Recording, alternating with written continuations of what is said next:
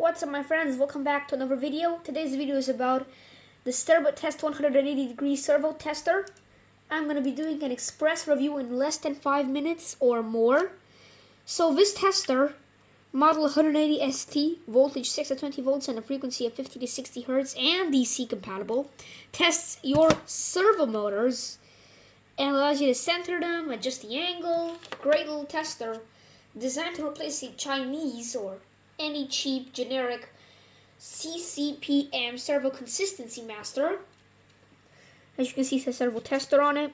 It has 3 functions: replace the CCPM tester, and no need polarity because it's got a rectifier to rectify the AC.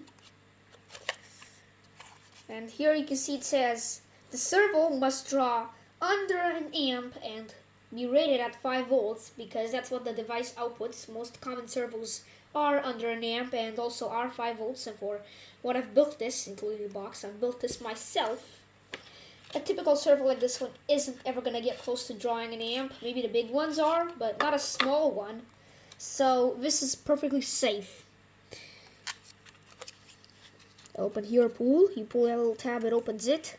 So let's just show the functions real quick.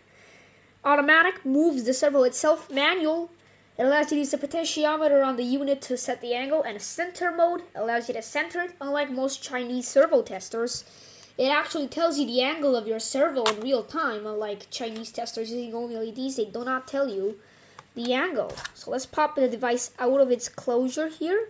Very nice enclosure. There's a manual inside. The product is the first one to be revealed. I like this product a lot. The back we have a potentiometer for the angle control. There you can see it. Being a homemade product, the stickers aren't my favorite. There's a mode button. Sets the mode. Here's the power connector. No polarity marked because there's no need for a polarity on this. And evidently there are 3 pins for the servo. Signal positive and negative. So the signal is labeled yellow because most servos will have a yellow wire.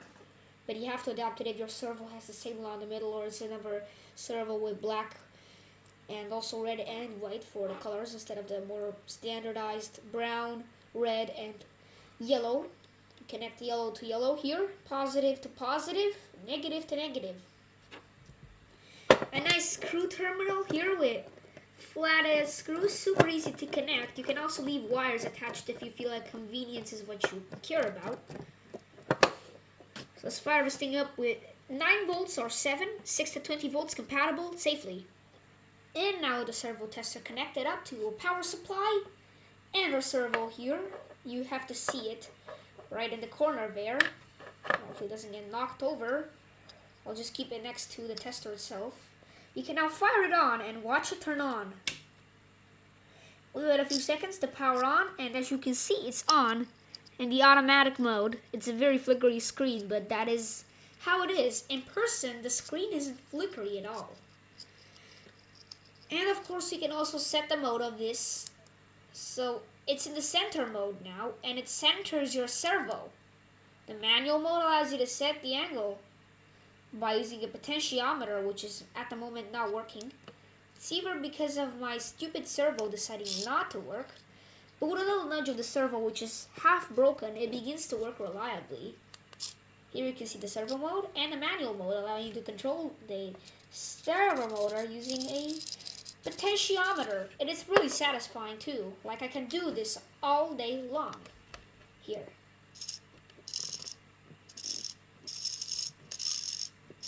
My servo is noisy because it's a pretty awful servo. It's broken, so yeah.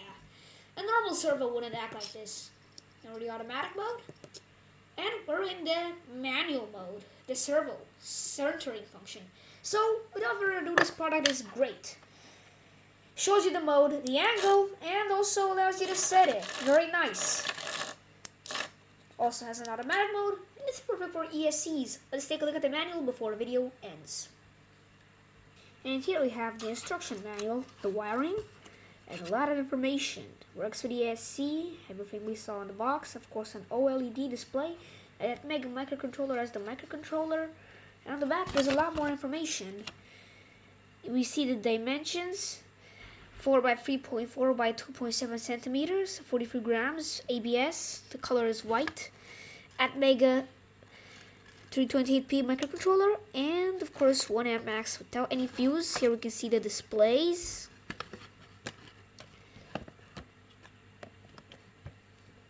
There. And also a view of the product.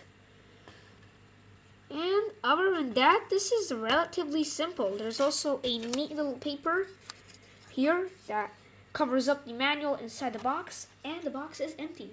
So thanks for watching, everybody. Hopefully you liked this video, and I'll see you in the next video. It's exactly 5 minutes.